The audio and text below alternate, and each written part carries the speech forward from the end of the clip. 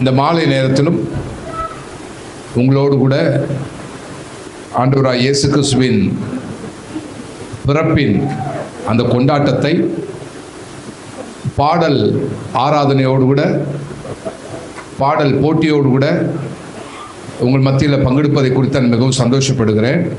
இந்த நல்ல வாய்ப்புக்காக தேவாதி தேவனை நான் துதிக்கிறேன், ஆண்டவருக்கு மகிமை செலுத்துகிறேன். இந்த வாய்ப்பை ஏற்படுத்தி கொடுத்த நம்முடைய சிம்மக்கல் சிட்டி ஏஜி சபையினுடைய தலைமை போதகர் பாஸ் அருண்சல் அவர்களுக்காக நான் நன்றி செலுத்துகிறேன். தேங்க்யூ. பாஸ் குடும்பத்திற்காக நன்றி செலுத்துகிறேன். தேவனுடைய பிள்ளைகளாகி உங்களுக்காக நான் நன்றி செலுத்துகிறேன். இந்த வாய்ப்புக்காக கர்த்தரை நான் துதிக்கிறேன். கர்த்தருடைய நாமம் மகிமைப்படுவதாக. இப்போது மணி 7:15 ஆகுது. சரியா? எத்தனை மணிக்கு முடிக்கணும்?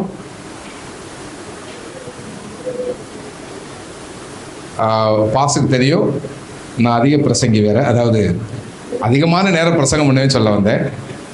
சரி, ரெப்ளிகேஷனுக்கு 1 மணி நேரம் டைம் கொடுப்பாங்க, 1.5 மணி நேரம் எடுத்துருவேன்.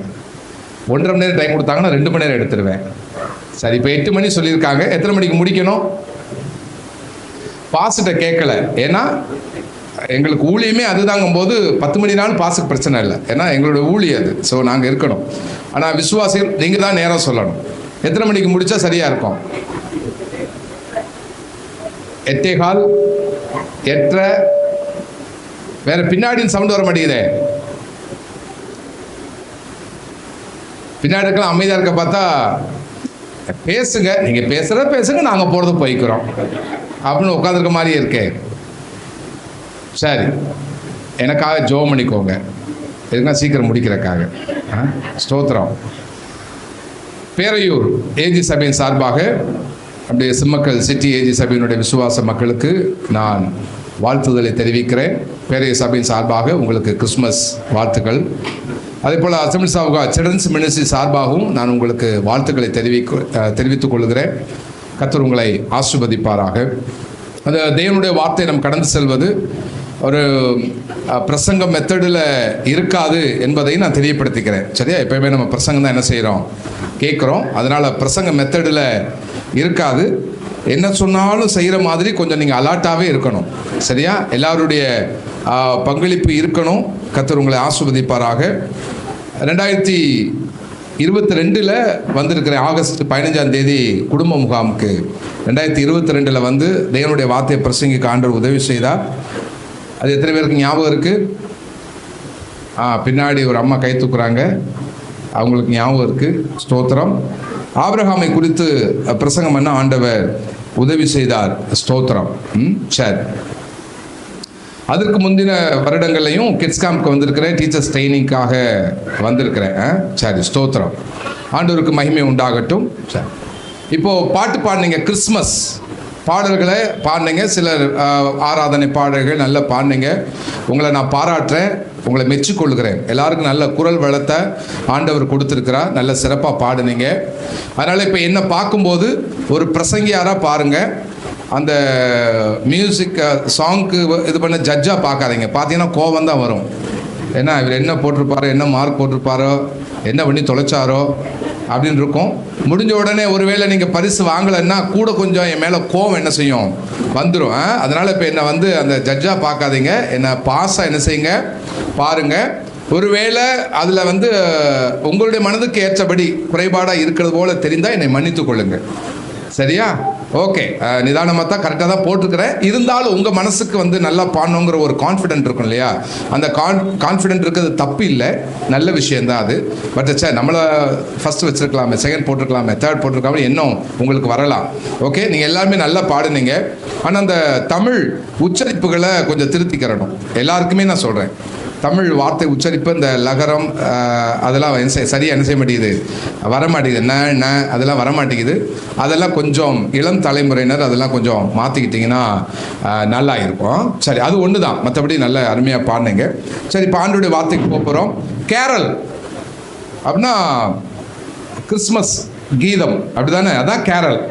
ஓகே, முத கேரல் யார் பாடினாங்க? கேரல் மெய்ப்பர்கள் பாடினாங்களா? மெய்ப்பர்கள் வான தூதர்கள் பாடினாங்க. வேற கேரல் யார் பாடினா? சரியா? கேரல் பாடினது மரியாள் அம்மா தான். சரியா? தூதன் வந்து பேசினா உனக்கு ஒரு குழந்தை பிறக்கும், இயேசுன்னு பேர் வைக்கணும் அப்படின்னு சொல்லிட்டு மரியாள்கிட்ட வந்து பேசின போது மரியாள் அந்த வார்த்தையை கேட்டுட்டு யூதேய நாட்டில், அவங்க கலிலேயா நாட்டில் இருக்கிறாங்க, யூதேய நாட்டில் இருக்கிற எலிசபெத் வீட்டுக்கு போகிறாங்க, உறவின் முறையார் வீட்டுக்கு போகிறாங்க. அங்கே போன போது அப்போ அவங்களுக்கு 2 மாதம் அல்லது 3 மாதம் அந்த சூழ்நிலை. அந்த நேரத்தில் எலிசபெத்தை போய் பார்க்கும் பொழுது அங்கே அவருடைய இருதயம், அவருடைய ஆத்துமா கர்த்தரை பாடி என்ன செய்கிறது? துதிக்கிறது. தேவன் செய்த நன்மைக்காக உள்ளம் கர்த்தரை என்ன செய்கிறது? துதிக்கிறது. அதை நம்ம பார்க்கிறோம். 1வது அதிகாரம், லூக்கா எழுதின சுவிசேஷம் 1வது அதிகாரம் 46-47 வசனத்தை வாசிங்க. அப்பொழுது மரியாள், என் ஆத்துமா கர்த்தரை மகிமைப்படுத்துகிறது, என் ஆவி என் இரட்சகராகிய தேவனில் களி கூறுகிறது என்று சொல்லி தேவனுடைய நாமத்தை என்ன செய்தார்? துதித்தார். ஆண்டவர் எனக்கு நன்மை செய்திருக்கிறார் என்று சொல்லி தேவன் செய்த நன்மைக்காக நன்றி இருதயம் உடையவளாக கர்த்தர் என்ன செய்தார்? துதித்தார். அதற்கு பிற்பாடுதான் ஆண்டவராய் இயேசு கிறிஸ்து இந்த பூமியில பிறந்த பொழுது மேய்ப்பர்கள், அவங்க மேய்ப்பர்களுக்கு தூதர்கள் இறங்கி வந்து சொல்லும் பொழுதுதான் அப்பதான் கேரல் பாடுறாங்க, உன்னதத்தில் இருக்கிற தேவனுக்கு மகிமை. அதை வாசிருங்களேன். லூக்கா எழுதின சுவிசேஷம் 2வது அதிகாரம் 10வது வசனத்தை வாசிங்க.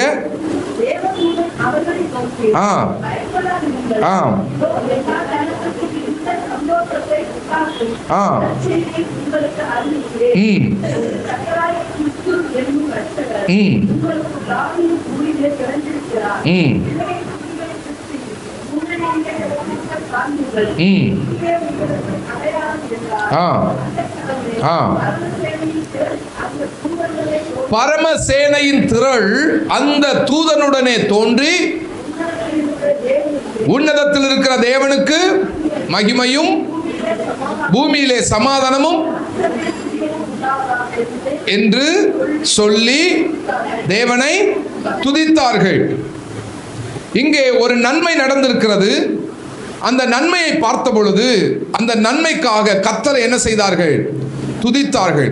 ஞாயிற்றுக்கிழமை ஆராதனைக்கு வருகிறோம். எதற்கு வருகிறோம்? கர்த்தரை துதிக்க, கர்த்தரை துதிக்க, அவரை ஆராதிக்க வருகிறோம். சபை போர்டுலேயே ஏஜி சபை அப்படின்னு போர்டு போட்டு கீழே என்ன போட்டிருப்பாங்க? ஆராதனை நேரம், ஆராதனை ஒழுங்குகள் அப்படின்னு என்ன செஞ்சிருப்பாங்க? போட்டிருப்பாங்க. எங்கேயாவது பிரசங்க நேரம், பிரசங்க ஒழுங்குகள் போட்டிருக்காங்களா? இல்லை. போடும்போது என்னதான் போடுறாங்க? ஆராதனை நேரம் போடுறாங்க. அதுல ஆராதனை நேரம் போடுறாங்க, ஆராதனை ஒழுங்குன்னு போடுறாங்க.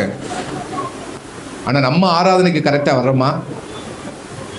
வேறு ஆராதனை நேரம், ஆராதனை ஒழுங்கு. ஒழுங்கா இருக்கோமா? ஒழுங்கு இல்லை. பிரசங்கத்துக்கு தான் வருவோம். அது எப்படி வருவோம்? அங்கேருந்து வரும்போது அன்னை வீட்டுக்கு சீதனம் கொண்டு போகிற மாதிரியே வருவோம். பைபிளை தூக்கிட்டு அப்படி மெல்ல வருவோம். இங்கே சர்ச்சுக்கு பக்கத்தில் வந்தோடனே இந்த பாட்டு கேட்டோடனே ஆவி என்னதான் அவங்க தெரியாது, வேகமாக இங்கே ஓடி வருவோம். இங்கே ஓடி வருது, அங்கேருந்தே ஓடி வந்தால் நேரம் சீக்கிரத்தில் என்ன செஞ்சிருக்கலாம்? வந்திருக்கலாம். இதில் கேட்டுக்குவோம், பிரசங்க ஆரம்பிச்சாரா? இல்லை, அப்பாடா வந்துட்டேன் அப்படின்னு. அப்போ என்ன அர்த்தம்? பிரசங்கத்துக்கு முக்கியத்துவம் கொடுக்கிறோம், ஆராதனைக்கு முக்கியத்துவம் கொடுக்கிறது இல்லை. நன்றாய் புரிந்து கொள்ளுங்கள். பிரசங்கம், தேவனுடைய வார்த்தை மிகவும் முக்கியம், அதில் மாற்று கருத்து இல்லை. ஆனால் தேவனுடைய வார்த்தை இருதயத்துக்குள் கடந்து செல்வதற்கான வாசல் துதி. தேவனுடைய வார்த்தை மன்னா போல, அந்த மன்னாவை இடிச்சு அதை அப்பமா சுட்டு சாப்பிடுங்கன்னு ஆண்டவர் சொன்னாரு. நீங்க ஆராதனைக்கு வந்தாதான் அந்த அபிஷேகம், அக்கினி அபிஷேகம், அந்த அக்கினி உங்களுக்குள்ள இருக்கும்போது தான் மன்னா வரும்போது பேக்கரியில் எப்படி அதை பேக் பண்ணுறதுக்கு அப்படிதானே, மாவா இருக்கிறத தீயில வைக்கும்போது தான் அது சுடப்பட்டு நல்ல ஒரு கேக் உண்டாகுது. வீட்டில் இட்லி சுடுறதுக்கு மாவு எடுத்து வச்சு அது தீயில அனல் முட்டும் போது அது வெந்து இட்லி என்ன செய்யுது, நமக்கு பயன்படுது.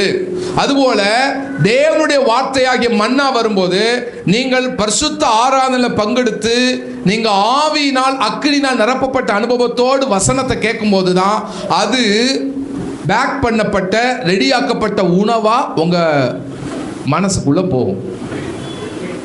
அல்லேலூயா. நான் சொல்ற புரியுதா? சோறை பத்தி தான் சொல்றேன், புரியுதுல்ல? இட்லி வேகாம சாப்பிட்டா என்ன ஆகும்? என்ன ஆகும்? வயிறு வலிக்கும். கேக்கு பாதியில வெந்து கையில கொடுக்குறாங்க, சாப்பிட்டா என்ன ஆகும்? ஒருத்தங்க வயிற்றாலே போயிருங்கிறாங்க. இதையே தான் தேவ பிள்ளைகளை கவனிச்சுக்கோங்க. நீங்க பரிசுத்த ஆராதனைன்னு சொல்லிட்டு ஆராதனை நேரம், ஆராதனை ஒழுங்கு, சர்வீஸ் டைம். சர்வீஸ்னா என்ன? சேவை செய்யறது, அப்படிதானே? சர்வீஸ்னா தூய தமிழ் சர்வீஸ், சேவை. என் ஆண்டவரை சர்வீஸ் பண்ண போறேன், ஆராதிக்க போறேன்னு சொல்லிட்டு வீட்டில் பொய் சொல்லிட்டு வர்றீங்க. ஏன்னா ஆராதனை நேரம் முடிஞ்சு வர்றோம். ஆனா என்ன சொல்லிட்டு வர்றோம்? ஆராதிப்பா. இனிமேல் அப்படி லேட்டா வந்தா பிரசங்கத்துக்கு போயிட்டு வரேன்னு சொல்லுங்க. அப்போ கூட சிரிச்சு தான் மழுப்புறீங்களே ஒழிய, சே நம்ம சொன்னபடியே நடக்கணுங்கிற என்ன வர மாட்டேங்குது மனசுல. சரி, இனி தீர்மானம் எடுத்து அடுத்த வாரம் ஞாயிற்றுக்கிழமையில இருந்து இது வரைக்கும் போட்டோம். ஆராதனை துவங்கும் பொழுதே ஆராதனைக்குள்ள என்ன செஞ்சிருக்கணும்? உட்கார்ந்துருக்கணும். நீங்க பிரசங்க நேரத்துக்கு வரக்கூடாது. வந்தால், மறுபடியும் சொல்லுகிறேன், பிரசங்க நேரத்துக்கு வந்தால் பாசுங்க உபாசம் பண்ணி டைம் எடுத்து எவ்வளவுதான் ஆயத்தம் பண்ணி பிரசங்கம் பண்ணாலும், வெளியிலேருந்து பிரசங்கியார்கள் வந்து வல்லமையில பிரசங்கியார்கள் வந்து பிரசங்கம் பண்ணாலும், கிஃப்டட் பீப்புள் வந்தாலும், என்ன மாதிரி ஏதோ கொஞ்சம் அறகுறையாக வந்து நின்னாலும் உள்ள விஷயம் என்ன செய்யாது? போகாது. அப்படி வார்த்தை போனால் வெந்து வேகாமல் போகும். பைபிள் சொல்லுது, எப்ராயிமே நீ திருப்பி போடப்படாத அப்பம். திருப்பி போடாத அப்பம்னா இங்கிலீஷ் என்னது? ஹாஃப் பாயில் அர்த்தம். பாதி வெந்து வேகாம அரை வேக்காடா சோறை தின்கிற மாதிரி வசனத்தை தின்னுட்டு போனீங்கன்னா அது ஆவிக்குரிய வாழ்க்கையில செரிக்காது. அதனால தான் வசனம் நிறைய நேரம் நமக்குள்ள கிரியை செய்யறது இல்லை, புரிந்து கொள்ளுங்க. ஆனால் தான் பிரசங்க நேரத்தில் தூக்கம் வருது. இங்கே உயிரை கொடுத்து பிரசங்கம் பண்ணிட்டு இருப்பாங்க அப்படின்னு அப்படியே அரை மயக்கத்தில் Madurai to Chennai bus driver bus அந்த அப்படி இப்படி அரை மயக்கத்தை ஓட்டுவாங்க பார்த்தீங்களா? அது மாதிரியே அப்படி உட்காந்துருக்காது. பாசு பார்க்க முடிச்சிருக்கணும், அவ்வளோதான். உள்ள ஆத்துமா தூங்கிடும். ஆத்துமா தூங்கிடுதே அப்படின்னு தூங்க வச்சிருவோம். அப்படி இருக்கக்கூடாது. நீங்கள் நல்ல ஆராதனை துவக்கும் முதலே பங்கெடுத்து பாருங்க. பாஸ்ட் எளிமையாக வந்து பிரசங்கம் பண்ணாலும், இந்த வாரம் என்ன சரி ஒரு எளிமையாக பிரசங்கம் பண்ணுவோம் அப்படின்னு பண்ணாலும், உங்கள் சர்ச்சில் இருக்கிற ஒரு மூப்பர் பிரசங்கம் பண்ணாலும், வாலிபர்கள் பிரசங்கம் பண்ணாலும், அந்த வாரம் பிரசங்கம் உங்களுக்கு ரொம்ப பிரயோஜனமாக இருக்கும். ஆமென், அல்லேலூயா. ஏன்னா ஒரு பிரசங்கம் செய்யாததை தேவ பிரசன்னம் செய்யும். நீங்க அந்த தேவ வார்த்தை கேட்கறதுக்கு முன்னாடி அந்த அனல், அந்த அபிஷேகம், ஆவி நிறைவு பெற்றுக்கொண்டவர்களாக இருக்கும்போது மாத்திரம்தான் தேவனுடைய வார்த்தை உங்களுக்கு மிகவும் பிரயோஜனமாக இருக்கும். இல்லைன்னா ஞாயிற்றுக்கிழமை அட்டண்டன்ஸ் போட வந்திருக்கீங்கன்னு அர்த்தம், அவ்வளோதான். பாசு பார்க்கணும். இல்லைன்னா ஞாயிற்றுக்கிழமை வரலன்னா பாப்பாரு எங்க ஆளக்கானா, ஐயோ ஃபோன் பண்ணி விசாரிப்பார். எப்படி ஐயோ ஃபோன் பண்ணி விசாரிப்பாரு? அவன் விசாரிக்கிறேன்னு எதிர்பார்க்குறான். நம்ம ஐயோ ஃபோன் பண்ணி கேட்பாங்களே ஏன் சர்ச்சுக்கு வரலன்னு, அதனால போய் தலையை காமிச்சிட்டு வந்துடுவோம். ஒன்று. ரெண்டாவது, போன வாரம் ஞாயிற்றுக்கிழமை பார்த்த அந்த மனுஷன் இருக்காரோ இல்லையோ போய் பார்த்து வரும். அந்த குரலை கேட்டால் பாரு இருக்கார், சே சோத்திரம், நம்ம கணவர் மெய்ப்பரை பார்த்துட்டு போகும் அப்படின்னு. சரியா? உங்கள் அட்டண்டன்ஸ் போகிறதுக்கும் பாஸ் குடும்பம் இருக்கா இல்லைன்னு பார்க்கறதுக்கு செக் பண்ணிட்டு போகிறதுக்காக வந்தீங்கன்னா அந்த பிரசங்கம் நமக்கு பிரயோஜனமாக இருக்காது. புரிந்து கொள்ளுங்கள். எப்போ தேவனுடைய வார்த்தை உங்களுக்கு அது ஜீவன் உள்ளதா இருக்குன்னா, பைபிள் சொல்லுது ஆவியாயும் ஜீவன் உள்ளதாயும் இருக்கு. அப்போ அந்த ஆவி, உங்க ஆவியில அந்த வசனம் உள்ள போய் தொடணும், அந்த பிரசங்கம் உங்க உள்ளத்துல தொடணும். ஒருவேளை இளையகுமாரன் கதை இருக்கு இல்லையா, இளையகுமாரன் சம்பவம், கெட்டகுமாரன் சொல்லக்கூடாது, ஏன்னா இளையகுமாரன் சம்பவம், அந்த கதையை மாசம் முழுதும் 4 வாரம் பிரசங்கம் பண்ணாலும், திரும்ப திரும்ப அதை பண்ணாலும் நீங்க ஆராதனை துவக்க முதல்ல பங்கெடுத்த அந்த வார்த்தை உங்க கூட பேசும். ஆமென், அல்லேலூயா. அதனால இனிமேல் பரிசுத்த ஓய்வு நாள் ஆராதனைக்கு நேரம் முதலாவே என்ன செஞ்சிடணும், வரணும். எத்தனை மணிக்கு ஆராதனை? காலை 7 மணிக்கு, அப்புறம் 9:30 மணிக்கு, சாயங்காலம் 6 மணிக்கு. இது சர்ச்சு டைம். நீங்க வர டைத்தை கேட்குறேன். சர்ச்சு டைம் தான் எல்லாருக்கும் தெரியும்ல. சரி, இனி நீங்க சொன்ன அதே சர்ச்சு டயத்துக்கு ஆராதனைக்குள்ள வந்து என்ன செஞ்சிருக்கணும், உட்கார்ந்துருக்கணும். தடை வரத்தான் செய்யும். ஊழியர்களாக எங்ககிட்ட கேட்டீங்கன்னா நாங்க ஒரு அனுபவத்தை சொல்லுவோம். புரிஞ்சுக்கோங்க, ஆராதனைக்கு விசுவாசிகளுக்கு மட்டும் இல்லை, பாஸ்டர்ஸ்க்கும் தடைகள் வரத்தான் செய்யும். தெரியுமா உங்களுக்கு? எங்களுக்கு தடைகள் வரும். ஏன்னா ஜனங்க ஆசீர்வதிக்கப்படக்கூடாது, ஜனங்க நன்மை பெறக்கூடாதுன்னு சில தடைகள் வரும். அதனால தடைகளை மீறி என்ன செய்கிறோம், வர்றோம். ஆராதனைக்கு வரவிடாம தடை செய்கிறது பார்வோனின் ஆவி. என்ன ஆவி? பார்வோனின் ஆவி தடை செய்யும். நீங்க அந்த தடைகளை தாண்டி அதை உடைச்சு ஆராதனை நேரம் முதலாக என்ன செய்யணும், பங்கு பெறணும். அப்பொழுதுதான் தேவனுடைய வார்த்தை உங்களுக்கு பிரயோஜனமாக இருக்கும், ஆசீர்வாதமாக இருக்கும். அது வாக்குத்தத்த செய்தியாக இருக்கலாம், ஆசீர்வாத செய்தியாக இருக்கலாம், நற்செய்தியாக இருக்கலாம். எதுவாக இருந்தாலும் உங்கள் மனசில் அது ஆழமாக என்ன செய்யும், பதியும். ஏன் துவக்க முதலே பங்கெடுக்கணும் அப்படின்னா, பேரே ஆராதனை தான். ஆராதிக்கணும். எதுக்கு ஆராதிக்கணும்? தேவன் எனக்கு நன்மை செய்திருக்கிறார், ஆகவே நான் அவருக்கு நன்றியில் இருதயத்தோடு அவரை ஆராதிக்கிறேன். ஆமென், அல்லேலூயா. எனக்கு நன்மை செய்திருக்கிறார், ஏற்கனவே நன்மை பெற்றுக் கொண்டிருக்கிறோம். போன வாரம் என்ன செய்தி கேட்டோமோ அதை கர்த்தர் உங்க வாழ்க்கையில் செய்திருக்கிறார். போன மாசம் என்ன கேட்டோமோ, வருஷ துவக்கத்தை என்ன வாக்குத்தத்தம் வந்ததோ அதை உங்களுடைய வாழ்க்கையில தேவன் நிறைவேற்றிருக்கிறார். அதுக்கு நன்றி செலுத்த வர வேண்டாமா? வாக்குத்தத்தம் மட்டும் வேண்டும், நன்றி செலுத்த வரமாட்டேன் என்று சொன்னால் எப்படி அடுத்த ஆண்டு நம்பி வார்த்தையை தருவார்? எப்படி வாக்குத்தத்தம் கிடைக்கும்? அப்போ தேவனுடைய பிள்ளைகளாகிய நீங்கள் நன்றி செலுத்துவதற்கு, அவரை துதிப்பதற்கு, ஆராதனைகளுக்குரிய அவரை ஆராதிப்பதற்காக நீங்கள் நேரம் முதலாகவே ஆலய ஆராதனையில் வந்து பங்கெடுக்க வேண்டும். ஆமென், அல்லேலூயா. அப்படி பங்கெடுக்கும் போதுதான் அது உங்களுக்கு ஆசீர்வாதமாக இருக்கும். இங்கே பார்க்கிறோம், மரியாள் கர்த்தரை துதித்தாள். தேவதூதர்கள் கர்த்தரை என்ன செய்தார்கள், துதித்தார்கள். அப்ப நாமும் கர்த்தரை ஏன்னா ஏன் துதிச்சாங்கன்னா, அங்க ஒரு நன்மை என்ன செஞ்சிருக்கு, நடந்திருக்கு, அற்புதம் நடந்திருக்கு. அதற்காக கர்த்தரை துதித்தார்கள். இப்போ சில நிமிடங்கள் கர்த்தரை துதிக்க போறோம். எழுந்து நிக்கலாமா? பிரசங்கம் முடிஞ்சிருச்சுன்னு சந்தோஷப்படாதீங்க, ஆரம்பம் தான். நம்ம அதே சொன்னேன் பார்த்தீங்களா, எதுக்கு நீங்கள் ஆயத்தமாக இருக்கணும்னு சொல்லிட்டு. பாட்டு பாடுறோன்னு பழக்க தோஷத்தில் என் ஆத்மாவை சோதனை போட்டு பெறப்படாது. இது துவக்கம்தான். சரி, யார் கீபோர்டு வாசிக்க போறா? பிரைஸ் தி லார்ட், அல்லேலூயா. எல்லாரும் கண்களை மூடி, எல்லாரும் கண்களை மூடி. இந்த 11 மாதமும் கர்த்தர் நடத்தி இந்த 12வது மாதத்தில் பாதி நாட்களை கடந்து வர கர்த்தர் உதவி செய்திருக்கிறார். இன்னும் ஒரு 17 நாட்கள் மாத்திரம்தான் இருக்கிறது இந்த வருஷத்தை முடிப்பதற்கு. கர்த்தர் உங்கள் வாழ்க்கையில் எவ்வளவு நல்லவர், கர்த்தர் எவ்வளவு நல்லவர். எல்லாம் எழுந்து நின்று பிரைஸ் ஆஃப் காட், அல்லேலூயா. அந்த துதிக்கிற சிந்தையோடு கூட பிரைஸ், எல்லா கண்களை மூடி கர்த்தரை ஸ்தோத்திரம் பண்ணுங்க, கர்த்தரை ஸ்தோத்திரம் பண்ணுங்க. ஒருவேளை இன்னைக்கு சாயங்காலம் கூட பாஸ் ஆறா நடத்தும் போது நீங்க வராம இருந்திருக்கலாம். ஆனா இந்த நேரத்தை பயன்படுத்திக் கொள்ளுங்க. அங்க அப்பயே 5:30 மணிக்கெல்லாம் பாடல் ஆராதனை துவங்கிருச்சு. ஆமென், ஸ்தோத்திரம். ஒருவேளை 6 மணி, 6:15, 6:30 நீங்க வந்திருக்கலாம், 7 மணிக்கு வந்திருக்கலாம். அந்த ஆராதனை மிஸ் பண்ணிருக்கலாம். சில நிமிடங்கள் தான் கர்த்தர் ஆராதிக்க போகிறோம். மறவாமல் நினைத்த ஆண்டவர். Price the Lord, hallelujah. Thank you Lord, hallelujah, hallelujah. எல்லாரும் கண்களை மூடி பயபக்தியோடு கூட தேவன் நமக்கு செய்த நன்மைகளுக்காக ஸ்தோத்திரம் செலுத்துங்க. வேற எது சொல்ல தெரியாட்டினாலும் ஸ்தோத்திரம்னு சொல்லுங்க, நன்றி சொல்லுங்க. கர்த்தரை துதிங்க, ஸ்தோத்திரம் பண்ணுங்க. சின்ன பிள்ளைங்க நல்ல கர்த்தரை ஸ்தோத்திரம் பண்ணுங்க, துதிங்க. பிரைஸ் தி லார்ட், ஹல்லேலூயா. இயேசப்பா ஸ்தோத்திரம்னு சொல்லுங்க. எது சொல்ல தெரியாட்டா ஸ்தோத்திரமாவது சொல்லுங்க, நன்றி சொல்லுங்க, ஸ்தோத்திரம் பண்ணுங்க. Price the Lord, hallelujah, hallelujah. Thank you Lord.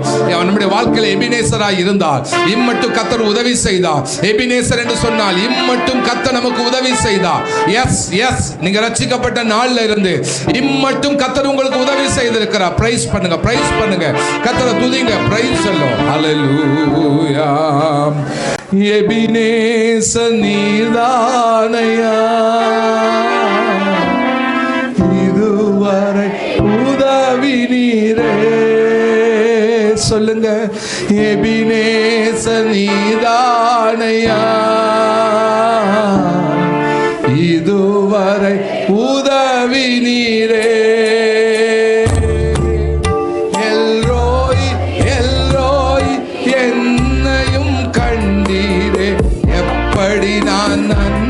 சொல்வேன்.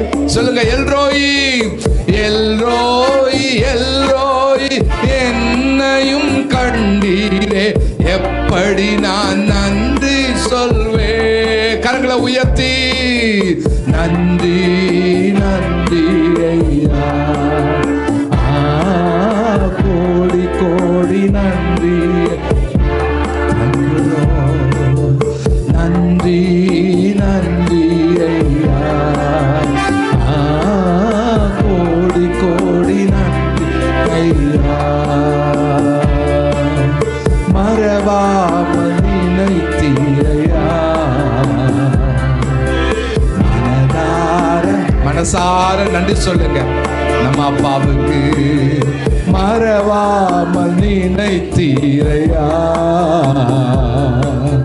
மனதார நன்றி சொல்வேன். இரவும் பகலும் இரவும் பகலும் என்னை நினைத்து இதுவரை நடத்தினீரே அப்பா. இரவும் பகலும் என்னை நினைத்து தகப்பனே இதுவரை உதவி நீரே. நன்றி நன்றி ஐயா, கோடி கோடி நன்றி. தேங்க்யூ லோ, நன்றி. ஷபாபாபா ஷமரபா நகபாபாலா, எஸ் கபரா ஷலா நே கபரா லபாபாலா. Thank you low.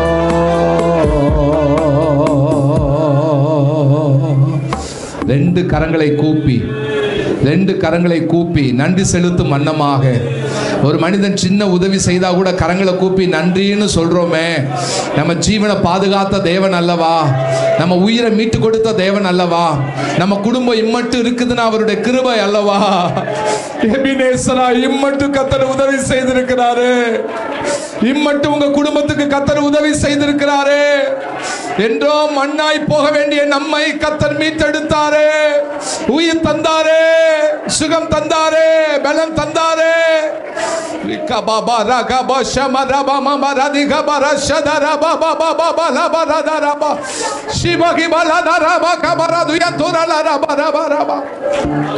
Thank you Lord, thank you Lord,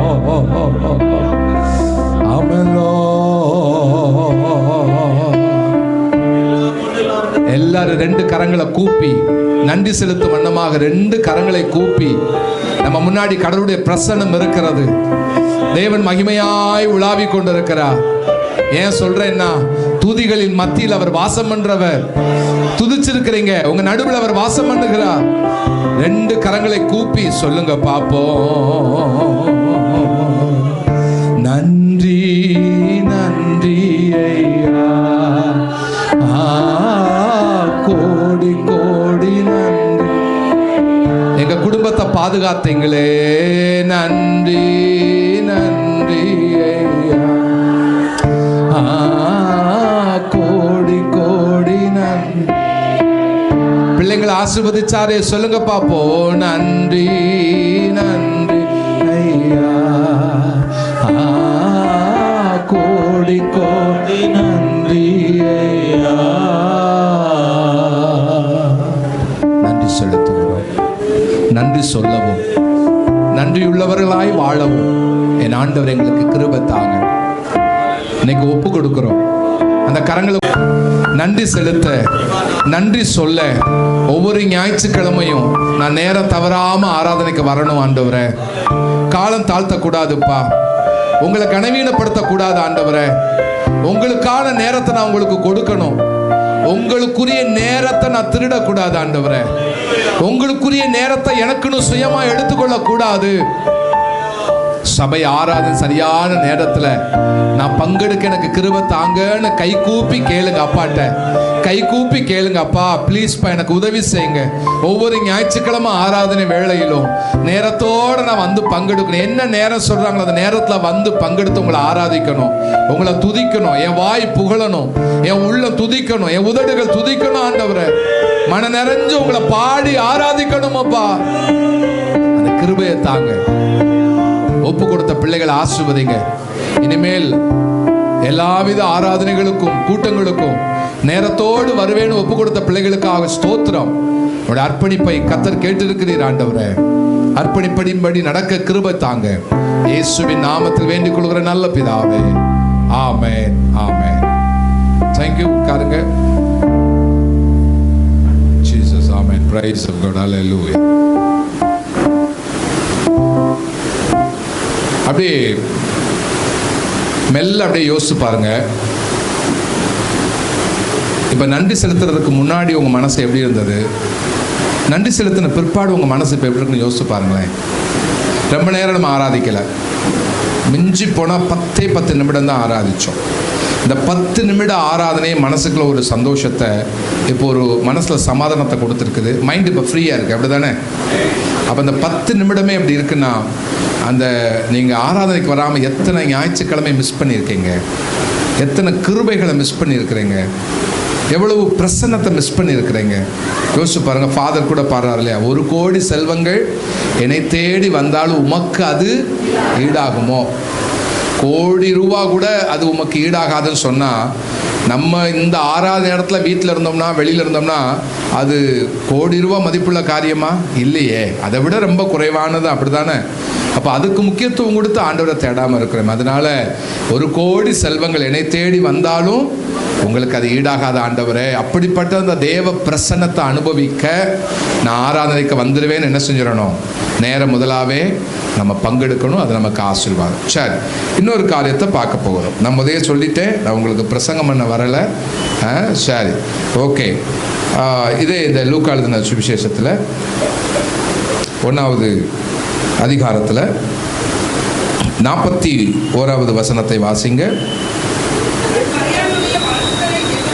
Elizabeth மரியாளுடைய வாழ்த்துதலை கேட்ட பொழுது அவளுடைய வயிற்றில் இருந்த பிள்ளை துள்ளிற்று. எலிசபெத்தும் பரிசுத்த ஆவியினால் நிரப்பப்பட்டு, நீ ஆசீர்வதிக்கப்பட்டவள், உன் கற்பத்தின் கனியும் ஆசீர்வதிக்கப்பட்டது.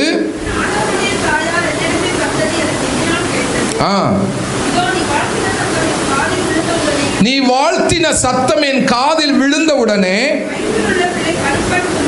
என் வயிற்றில் உள்ள பிள்ளை களிப்பாய் துள்ளிற்று. போதும் போதும், தேங்க்யூ.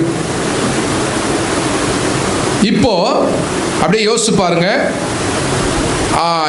எலிசபெத் அம்மாவுக்கு 6வது மாதம், சரியா? 6 மாதம் கர்ப்பிணியா இருக்கிறாங்க.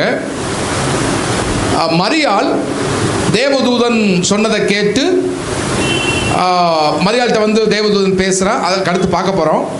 ஏம்மா உனக்கு ஒரு குழந்தை பிறக்கும் அப்படின்னு சொல்கிறாரு. நம்ம கேள்வியெல்லாம் கேட்டு முடிச்சுட்டு, உன் இனத்தாளாகிய எலிசபெத்துக்கு இது 6வது மாதம், அவளை போய் பாருன்னு சொன்ன உடனே இந்த அம்மா கலிலேயாவிலிருந்து யூதேயாவுக்கு வர்றாங்க. கிட்டத்தட்ட ஒரு 170-180 கிலோமீட்டர் பிரயாணம் பண்ணி அவங்க வர்றாங்க எலிசபெத்தை பார்க்க. அது மலை நாடு வேற, யூதய நாடு அப்படி தான் இருக்கும். சரி, மலை நாட்டுக்கு தேடி என்ன செய்கிறாங்க? வர்றாங்க. இப்பெல்லாம் மாசமாக இருக்கீங்க அப்படின்னு டாக்டர் சொன்ன உடனே என்ன சொல்லிடுறாங்க? பெட் ரெஸ்ட் இருக்கு, ஒரு வேலையும் பார்த்துறாரு. ஏன்னா நீ என்கிட்ட தான் வரணும், நீ வேலை பார்த்தேன்னா உனக்கு நான் ஆப்ரேஷன் பண்ண முடியாது, சுகப்பிரசவம் ஆகிடும். அதனால் வேலையே பார்க்காத அமைதியாக உட்கார். நம்ம பிள்ளை சொல்லவா வேணும்? வெறுவாயிலே அவள் மெல்லும். இது அவளை வேற வாயில் போட்டால் சும்மாவே வேலை செய்யாது. இதை டாக்டர் சொல்லிட்டாங்கன்னு அப்படியே அழுங்காமல் குழுங்காமல் வரும். அப்புறம் நம்ம பெற்றது எப்படி இருக்கும்? அப்புறம் அதுவும் அப்படித்தான் இருக்கும்.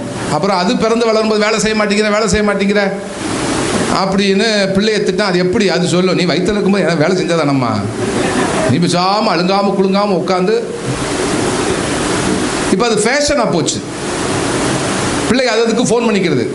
ஒரு பிள்ளை இன்னொரு கல்யாணம் முடிச்ச மாதம் பிள்ளைகிட்ட, அடியே நீ எப்படி இருக்க? நான் நல்லா இருக்கேன்டி. நான் சாப்பிட்ட தட்டை கூட எடுக்க மாட்டேன், என் புருஷன் தான் எடுத்து வைக்கிறார். பெருமை அதில் வேற. அவன் நினைப்பான், வா பின்னாடி இருக்கு உனக்கு புரட்டாசி, இப்போதைக்கு என் வாரிசை பெற்று கொடு, உன்னை பின்னாடி பார்த்துக்கிறேன் அப்படின்னு. அப்புறம் தான் பின் விளைவுகளை சந்திக்கிறோம், அதெல்லாம் வேற.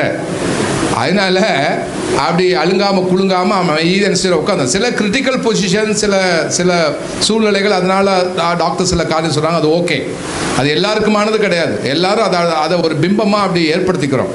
நல்ல வேலை செய்யணும், ஓகே. இது எதுக்கு சொல்கிறேன்னா, மரியாள் தான் தேவதூதன் சொல்கிறா, ஏம்மா நீ மாசமாக இருக்கிற, கடவுள் உனக்கு கற்பத்தின் கனியை கொடுக்கான்னு சொன்ன உடனே அப்பத்தான் அந்த அம்மா இருந்துச்சு, துள்ளி குதிச்சு மலை நாட்டுக்கு நடந்து என்ன செஞ்சு வந்துச்சு. கழுதையில் வந்திருக்கலாம் பயணம் பண்ணி, ஆனால் பல 100 கிலோமீட்டர் பயணம் பண்ணி என்ன செஞ்சது வந்தது அந்த அம்மா.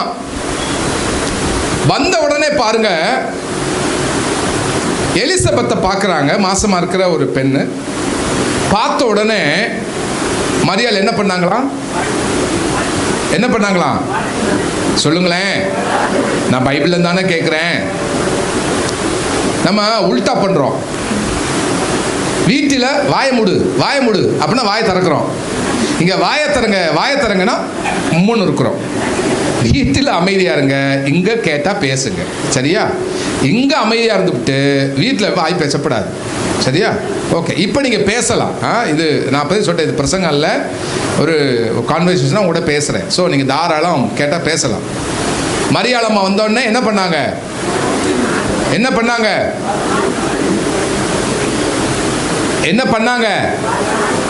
இங்கதான் வாழ்த்துனாங்க வருது. இங்க அங்க பின்னாந்து கேட்க முடியாது. என்ன பண்ணாங்க? அப்படி வாழ்த்துனாங்க தானே, பைபிள்ல தான் எனக்கு நல்ல சொல்லலாம். என்ன பண்ணாங்க? வாழ்த்துனாங்க சொல்ல கூட நமக்கு வர மாட்டேங்குது பாருங்க. வாழ்த்துனதுன்னு சொல்லவே வரலன்னா எப்படி நம்மளால வாழ்த்த முடியும்? வாழ்த்துதல்னு என்ன செய்ய மாட்டேங்குது, வர மாட்டேங்குது. நம்ம மரியாதை தான் என்ன பண்ணியிருப்பாங்க? நவீன கால மேரி என்ன பண்ணியிருப்பாங்க? எலிசபெத்து தெரியுமா உனக்கு? அத்தி இப்பதான் ஊர்லேருந்து வந்தேன், நீ 6 மாதம் கூட வந்துட்டு போனேல்ல, அந்த பொண்ணு தாயி அவன் புருஷன் ஐயோ அடி வெளுக்குறியா, உள்ள என்ன நினைச்சுனே தெரியல. நானும் காது கொடுத்து பக்கத்தை வச்சு கேட்டு பார்த்தேன், ஒன்றும் கேட்கல. இந்த இவங்க பிள்ளைய பற்றி தெரியுமா? காலேஜ் போனாலாம், என்னம்மா ஏதோ அப்படி. மரியாள் எலிசபெத் வந்து அப்படியே வந்து பேசினாங்க இல்லை, வந்தவுடனே என்ன பண்ணாங்க? வாழ்த்துனாங்க. சரி, அதுக்கு எலிசபெத் அம்மா என்ன பண்ணாங்க? எங்க பைபிள்ல தான் கேட்கிறேன். அதாவது நம்ம விசுவாசிகிட்ட பைபிளை கையில கொடுத்து பைபிள் குயிஸ் வைக்கலாம் போல, தைரியமா வைக்கலாம் போல. என்ன பண்ணாங்க எலிசபெத் அம்மா?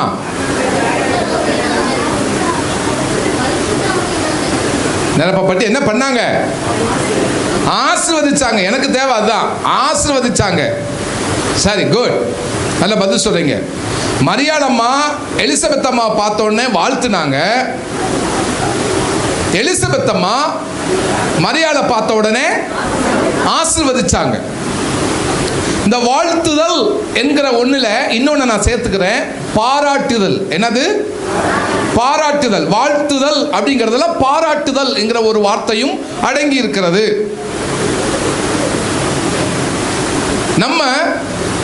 நம்ம வீட்டில் இருக்கிற வாழ்க்கை துணையை பாராட்டுகிறோமா? கணவன் மனைவியை பாராட்டுறோமா? மனைவி கணவனை பாராட்டுறோமா? பெற்றோர் பிள்ளைகளை பாராட்டுறோமா? பிள்ளைகள் பெற்றோரை பாராட்டுறோமா? வாழ்த்துறோமா? நம்மை நாம கேட்டு பார்ப்போம். பாராட்டுதல் வீட்டில் இருக்கா? கிறிஸ்துமஸ் கொண்டாடுகிறோம், நல்லது. கிறிஸ்துமஸ் செய்தி தான் உங்களுக்கு சொல்லிட்டு இருக்கேன். இயேசுவை சுமந்த அந்த தாய் அவள் வாழ்த்தினாள், பாராட்டினாள். அதே போல எலிசபெத்தும் மரியாளை அவள் ஆசீர்வதித்தாள். இப்போ அதை செய்ய போறோம், சரியா? ஓகே. எப்போ சபைக்கு வரும்போது நமக்குன்னு சில நண்பர்களை வச்சிருப்போம். 100 பேர் இருந்தாலும் 150 பேர் இருந்தாலும் நமக்கு பக்கத்தில் ஒரு அக்கா, இங்கிட்டு ஒரு தங்கச்சி உட்காந்துருந்தாலும் நமக்கு யாரை ரொம்ப பிடிக்குமோ அவங்ககிட்ட தான் போய் பிரைஸ் எல்லாம், எப்படி இருக்க, நல்லா இருக்கியா, சாப்பிட்டியா, சமைச்சியா, ஊருக்கு போனியா, எல்லாம் விசாரிப்போம். சகோதரர்கள் அப்படித்தான். இங்கிட்ட ஒரு அண்ணன் உட்காந்துருப்பாரு, இங்கிட்ட ஒரு தம்பி உட்காந்துருப்பாரு. நமக்கு யாரை பிடிக்குமோ, நமக்கு யாரு தேவையோ அவங்ககிட்ட மட்டும் பார்த்துட்டு பேசிட்டு கை கொடுத்து விசாரிச்சுட்டு போயிடுவோம். பக்கத்தில் உட்காந்துங்கன்னா வாய்க்கா தகராறா, பங்காளி சண்டையா? ஒன்றும் இல்லை, பழகிட்டோம். இப்போ எதுக்காக சொல்கிறேன்னா, கிறிஸ்மஸ் எல்லாம் கொண்டாட போகிறோம், நல்லது. இப்போ அதை பழகிக்க போகிறீங்க. பழகிறதுக்கு டெமோ பண்ணணும் இல்லையா, ஒரு டெமான்ஸ்ட்ரேஷன் பண்ணணும். இப்போ என்ன செய்ய போகிறீங்கன்னா, ஏற்கனவே நீங்கள் எப்போயும் பார்த்து பேசுகிற நபர்கள்ட்ட போய் பாராட்டக்கூடாது. சரியா? பாராட்டக்கூடாது. நீங்கள் பார்த்து பேசாமல் இருப்பீங்க இல்லையா, பேசாமன்னா யார்ட்டையும் சண்டை விட மாட்டோம், பேசுவோம். ப்ரைஸ்லான்னு சொல்லிட்டு போயிடுவோம். உரிமை எடுத்து பேசுவோம் இல்லையா. அப்புறம் 2 பேர் வச்சுருப்போம், ஒரு 3 பேர் வச்சுருப்போம், ஒரு 4 பேர் வச்சுருப்போம், அவ்வளோதான். அவங்கள விட்டுட்டு ஆண்களுக்கும் பெண்களுக்கும் போய், சரியா, சேரை விட்டு எந்திரிச்சு போய், சீட்டு போட்டு வச்சுருக்கேன், என் இடம் யாருக்கு விட மாட்டேன்னு உட்காந்துருக்கக்கூடாது. அப்படி யாராவது உட்காந்துருக்கதை பார்த்தேன்னா, எல்லாம் முடிச்சு உட்காந்துருப்பாடு, யாரெல்லாம் உட்காந்துருக்காங்களோ அவங்க மட்டும் முன்ன கூப்பிட்டு எல்லாத்தையுமே கேட்க சொல்லிடுறேன். சரி, எவ்வளோ நேரம் ஆனாலும் பரவாயில்லன்னு. அதனால் என்ன பண்ண போகிறீங்கன்னா, நான் சொன்னதை மட்டும் தான் செய்யணும். என்ன பாராட்டணும். என்ன செய்யணும்? பாராட்டணும். அப்படின்னா ஏதோ ஒரு உதட்டளவில் சொன்னாங்களேக்காக பாராட்டக்கூடாது. இங்கே அந்த வசனத்தை பார்த்தீங்கன்னா, மனசார மரியாள் வந்து வாழ்த்துறா. நீங்கள் என்ன பண்ணணும்னா, இதுவரைக்கும் சபையில் வந்திருக்கிற நபர்களை பார்த்துருப்பீங்க இல்லையா, அவங்ககிட்ட இருக்கிற நல்ல விஷயங்கள் மறுபடியும் அழுத்தி சொல்லுகிறேன், நல்ல விஷயங்கள். இதுதான் வாய்ப்பு கிடைச்சதுன்னு போய் கை கொடுத்து, போன வாரம் இப்படி பண்ணீங்கல்ல, என் மனசை குத்துச்சு, இன்னைக்கு பேச வாய்ப்பு கிடைச்சுன்னு சொல்லிடப்படாது. போச்சு. வாழ்த்தணும். சரியா?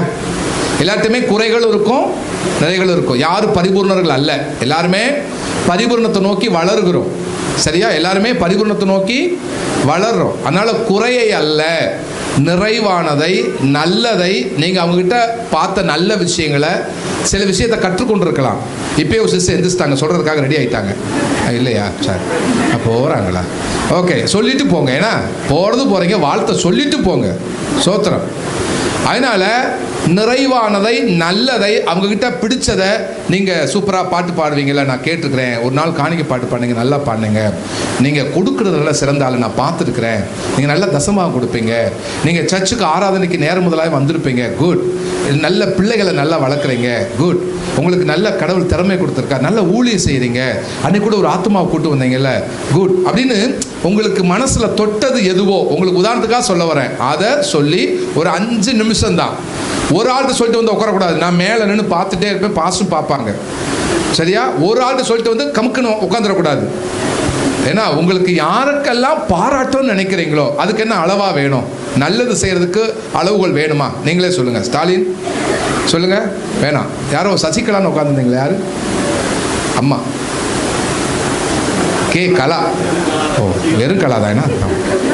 சரி, நான் ஸ்டாலின் உடனே உங்கள் சசிகலா இருக்காங்க வச்சுட்டேன். ஏன்னா அந்த அம்மாவுக்கு பேர் சசிகலா தான் நினைக்கிறேன். இல்லை, கலா தான். சோத்தர். நல்லா பாடினீங்க. குட். நல்ல முயற்சி பண்ணி பாடினாங்க. Good, super. இது வரைக்கும் பாராட்டி இருக்க மாட்டீங்க, இப்போ பாராட்ட போகிறீங்க. சரியா? ஓகே, 1 2 3 சொல்லுவேன். சின்ன பிள்ளைங்கள் இருக்காங்க, நீங்கள் பெரியவங்களை மட்டும் பார்த்தேன், அதையும் நான் பார்த்துட்டே இருப்பேன். சின்ன பிள்ளைங்களை பார்த்து கை கொடுத்து பாராட்டணும். ஏன்னா இந்த சிறியர் ஒருவரே அற்பமாக நினைக்கக்கூடாது. குட். நீங்களும் தான். ஏன்னா பெரியவங்களை என்ன செய்யணும்? பாராட்டணும். உங்களுக்கு பிடிச்ச பாட்டியை, ஆன்ட்டியை, அக்காவை கை கொடுத்து பாராட்டணும். என்ன? ஓகேயா? சரி, ரெடியா? ரெடியா? அதான் சின்ன பிள்ளைங்கிறது. 1 2 எந்திரிச்சு போய் சந்திச்சு 5 நிமிஷம் சொல்லிட்டு வரணும். 1 பாராட்ட மட்டும் தான் செய்யணும். ஏன்னா ஓகே, 1 2 3 ஸ்டார்ட். சகோதரர்களை எந்திரிக்க பார்ப்போம். நானும் மேலே வந்து பார்த்துட்டே இருப்பேன்.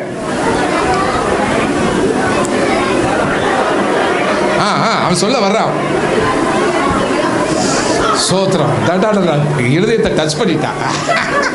Good, thank you. இது சீகன், அவன் பேரு சகேஷா? சகேஷா? குட். எங்க ஆரம்பிச்சிருக்கேன் பார்த்தீங்களா? அவன்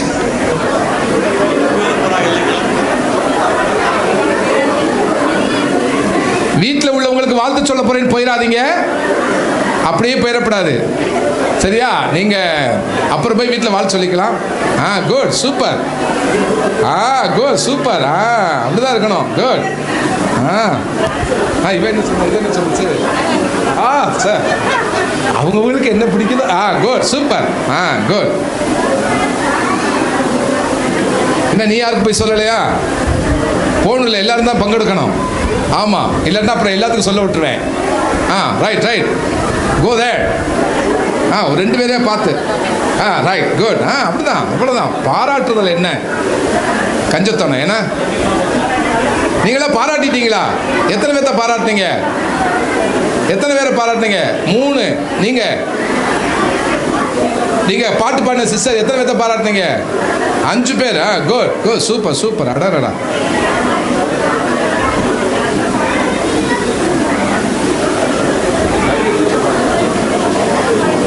தண்ணி குடிச்சிட்டீங்களா?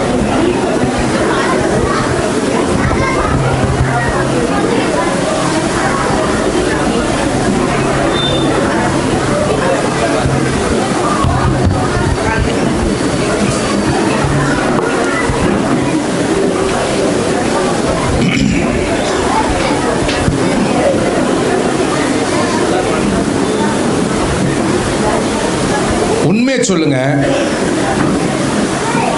ஆராதிச்சதுக்கு இணையா நீங்க போய் பாராட்டினது மனசுக்கு சந்தோஷமா இருந்தா சொல்லுங்க. மட்டும் கை தூக்குங்க பார்ப்போம்.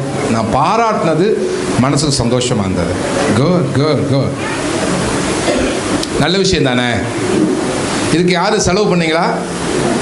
எது செக் போட்டு கொடுத்தீங்களா? இல்லை. பாராட்டுறது நல்ல விஷயம். இன்னைக்கு அதை உலகம் கையில் எடுத்துருச்சு. இந்த விஷயத்தை உலகம் செய்கிறாங்க. பைபிள் சொல்லியிருக்கு. ஓகே, அதனால் மற்றவங்களை என்ன செய்யணும்? பாராட்டணும். இனி நீங்கள் வீட்டுக்கு போன பிற்பாடு உங்கள் வீட்டில் உள்ளவங்களை என்ன செய்யுங்க? அது ஒன்று தான் கொஞ்சம் கஷ்டம். ஏன்னா இது எப்படி முடியும்? இதே கப்புள்ஸ் மீட்டிங்காக இருந்திருந்தா, கணவன் மனைவிக்கு மட்டும் மீட்டிங்காக இருந்திருந்தா அப்படி பேச விட்டுருப்பேன். ஓகே, சரி.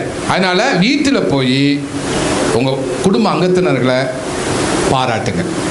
அவங்க பாஸுக்கு ஃபோன் பண்ணி சொல்லணும், பாஸ என்ன ஆச்சுன்னு தெரியல, இது வரைக்கும் நையும் திட்டுற ஆள் இன்னைக்கு என்னமோ பாரு, என்ன ஆச்சுன்னு தெரியல, வந்து ஜெபம் பண்ணுங்கன்னு சொல்லணும்.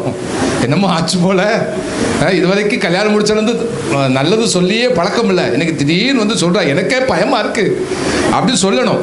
Okay, good. அதனால் பாராட்டுங்கள். அதுக்கடுத்து ஆசீர்வதிக்கணும். என்ன செய்யணும்? என்ன செய்யணும்? ஏன்னா மரியாள் அம்மா என்ன செஞ்சாங்க? ஆசீர்வதிச்சாங்க.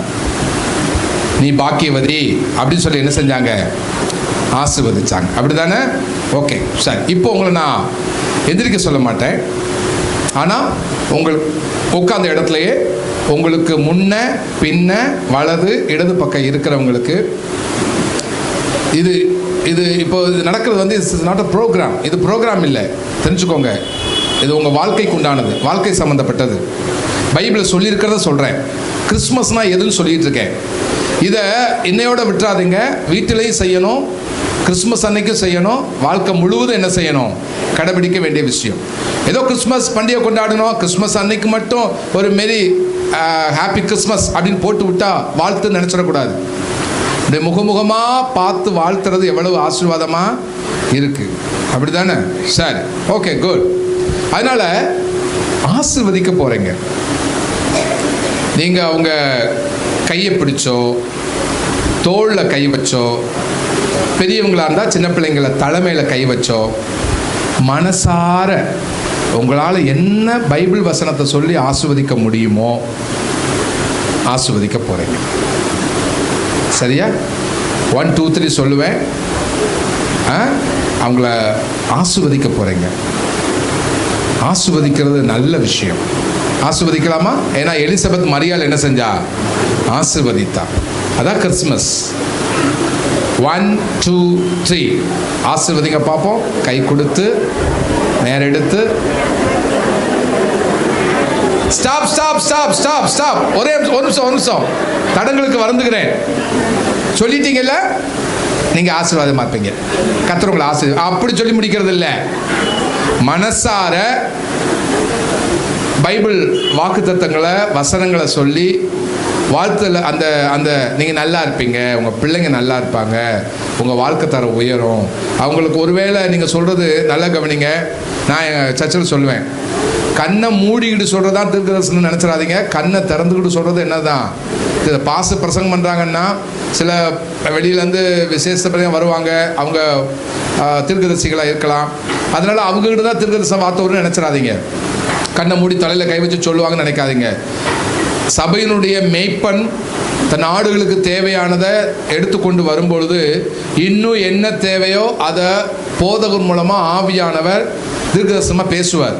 அப்படி உங்ககிட்ட அநேகத்தை நினைச்சிருக்காரு, பேசியிருக்காரு. நீங்கள் வீடு விசிட்டி வரும்போது பாஸ்டர் சொல்லியிருப்பீங்க, பாஸ்டர் இந்த வாரம் எனக்கு பிரயோஜனமாக இருந்தது சொல்லி.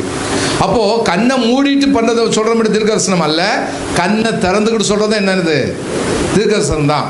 ஒருவேளை சொல்ல முடியாது, நீங்கள் சொல்கிற இந்த ஆசீர்வாதம் தீர்க்கதரிசனமாக கூட இருக்கலாம். உங்கள் வாயில் ஆண்டவர் இந்த வார்த்தையை அருளி தீர்க்கதரிசன வார்த்தையாக கூட கடவுள் கொடுக்கலாம். ஸோ அதனால் ப்ளஸ் பண்ண போகிறீங்க. அப்படி சொல்லணும், சும்மா சொல்லிட்டாங்க கடமைக்காக கை கொடுத்து ஆசீர்வாதமாக இருப்பேன் நல்லா அப்படி சொல்லிட்டு விடக்கூடாது. மனசார அவங்கள வாழ்த்தணும். சரியா? எங்க ஆசீர்வதிங்க பார்ப்போம். கை கொடுத்து. குட். சின்ன பிள்ளைங்களும் ஆசீர்வதிக்கிறாங்க. குட்.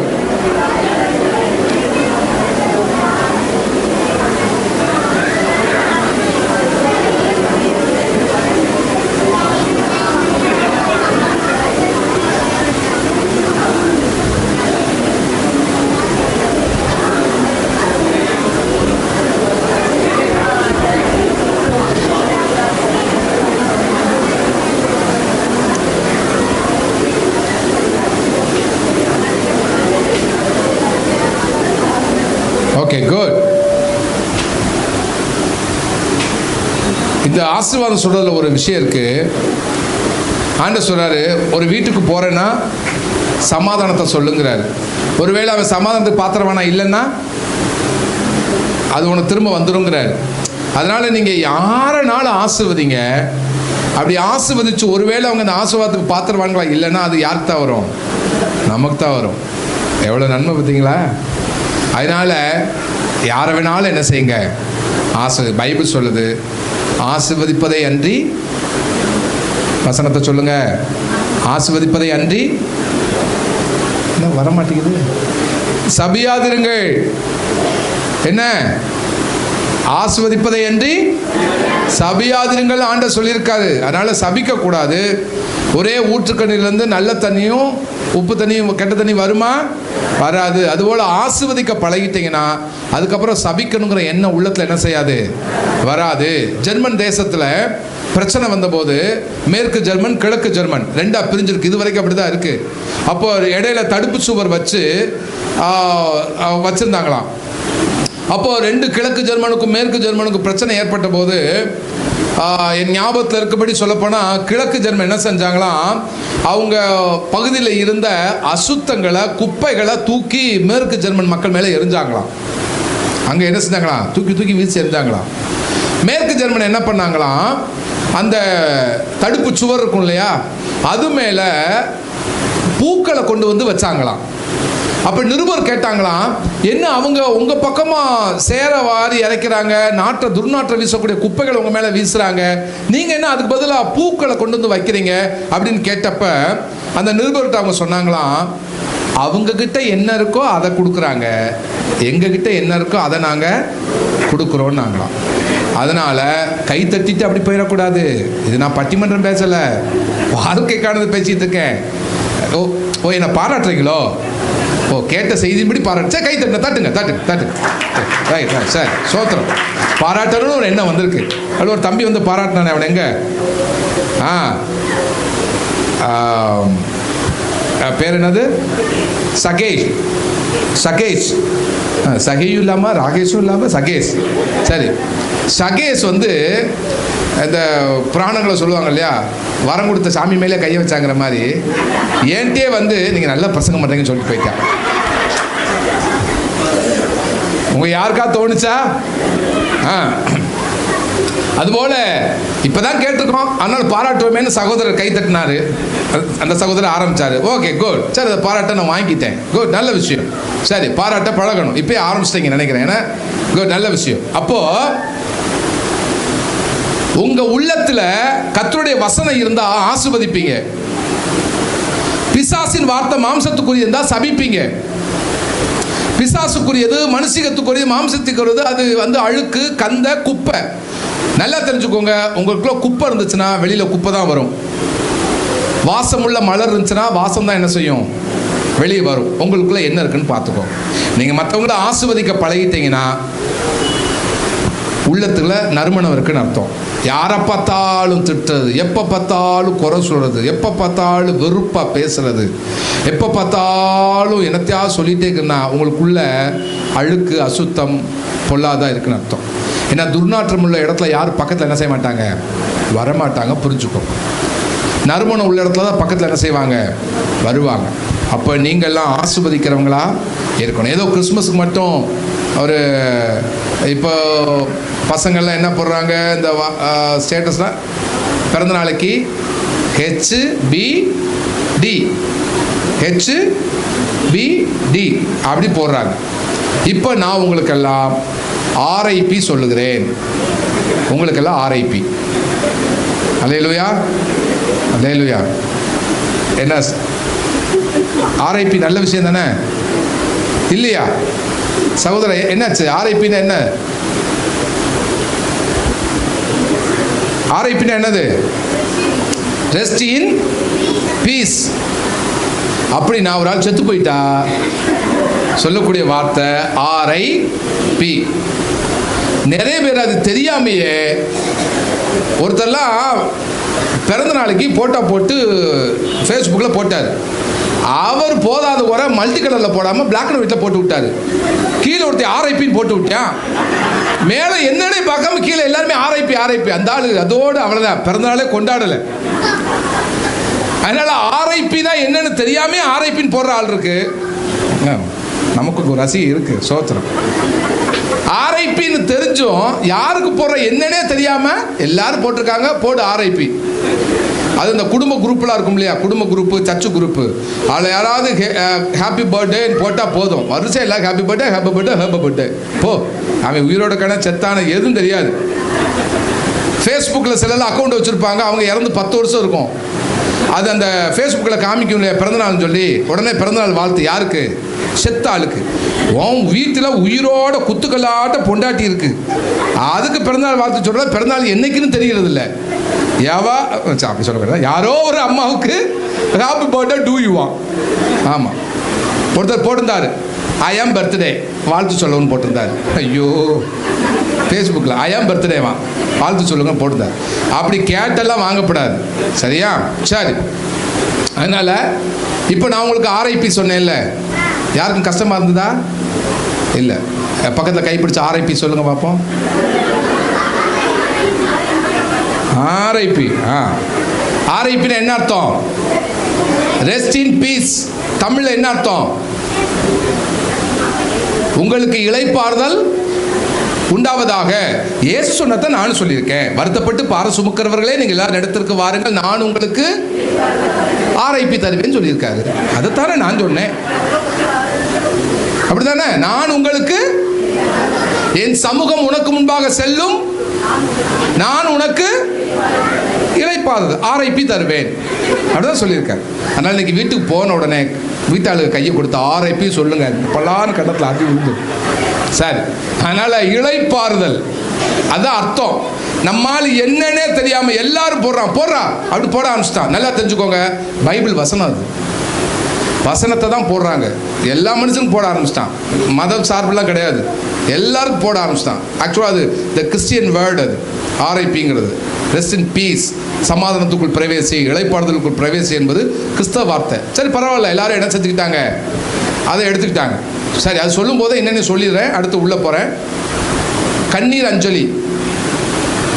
ஒரு நாளும் கண்ணீர் அஞ்சலின்னு கிறிஸ்தவங்க போஸ்டர் ஒட்டக்கூடாது, கண்ணீர் அஞ்சலின்னு போடக்கூடாது, சரியா?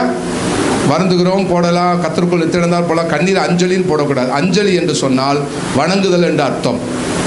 ஆக மரிக்கிற யாரையும் நம்ம வணங்க கூடாது. கிறிஸ்தவர்கள் நம்முடைய தேவனுக்கு அன்றி வேற யாருக்கு வணக்கம் தெரிவிக்க கூடாது, வணங்கக்கூடாது, கும்பிடக்கூடாது, ஆராதிக்கக்கூடாது. மறிச்சிட்டாங்க, அமாவாசை வந்துச்சு, பௌர்ணமி வந்துச்சு, ஒரு ஆண்டு வந்துச்சு, ஆடி வந்துச்சுன்னு யாரையும் வணங்க கூடாது. மதிப்பு கொடுங்கள். உயிரோடு இருக்கும்போது நல் மதிப்பு கொடுங்கள். உயிரோடு இருக்கும்போது மதிக்காமல் செத்த விற்பாடு அஞ்சலி செலுத்தின அஞ்சலி செலுத்தவும் கூடாது. அஞ்சலி என்ற வார்த்தை பயன்படுத்தவும் கூடாது. அஞ்சலி என்றால் தமிழ் வார்த்தை வணங்குதல், கும்பிடுதல் என்ற அர்த்தம்.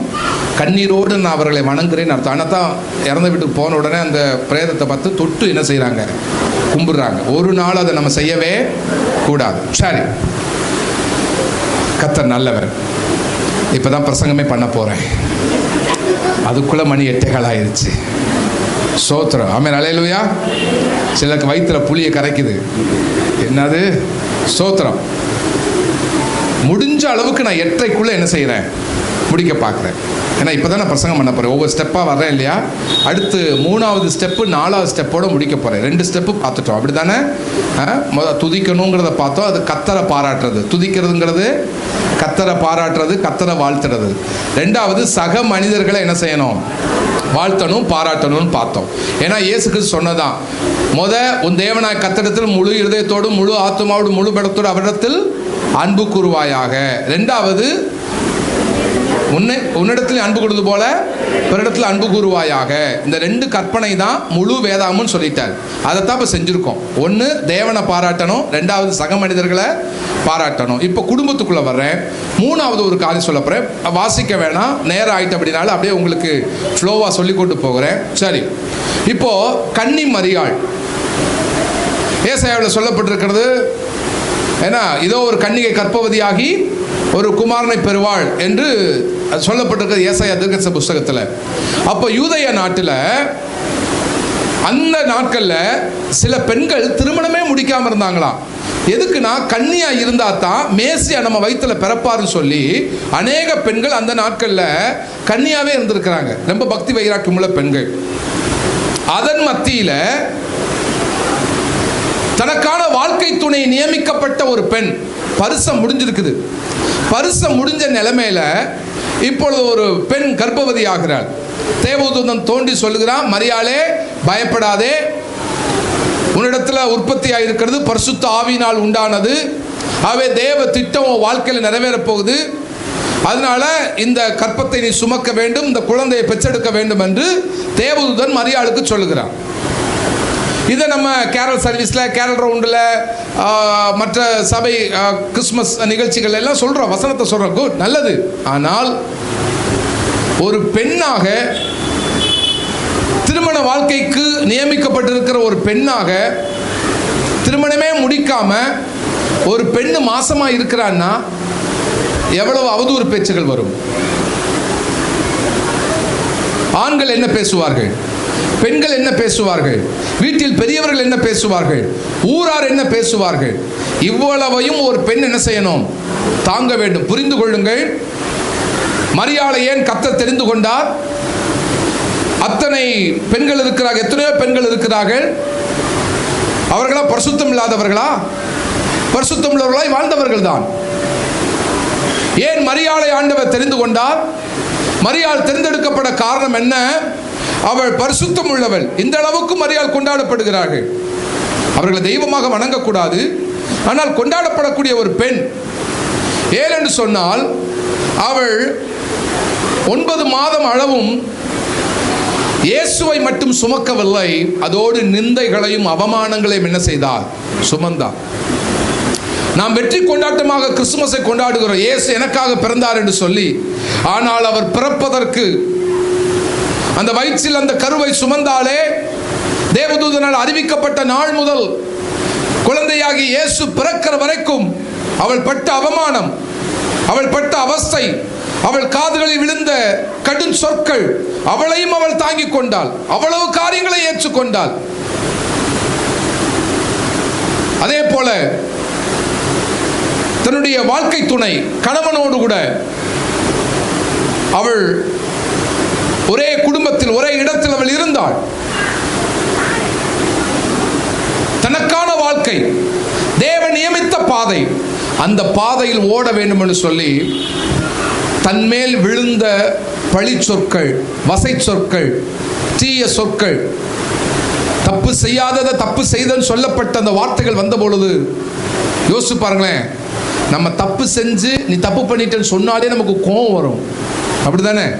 தப்பே செய்யாம நீ தப்பு பண்ண சொன்னா எவ்வளவு கோபம் வரும். ஆனால் அவள் கோபம் கொள்ளவில்லை. மாசமா இருக்கும்போது சொல்லுவாங்க, பிள்ளைய திட்டாத, அடிக்காத, ரொம்ப கேரிங்கா இருக்கணும் சொல்லுவாங்க. ஏன்னா எத்தனையோ குடும்பங்களை நானும் ஊழியத்தில் நாங்கள்லாம் இருக்கோம், பார்த்துருக்குறோம். ஒரு பெண் மாசமா இருக்கும் போதே அழுது அழுது அழுது அழுது குழந்தைய பெற்றெடுத்தான்னா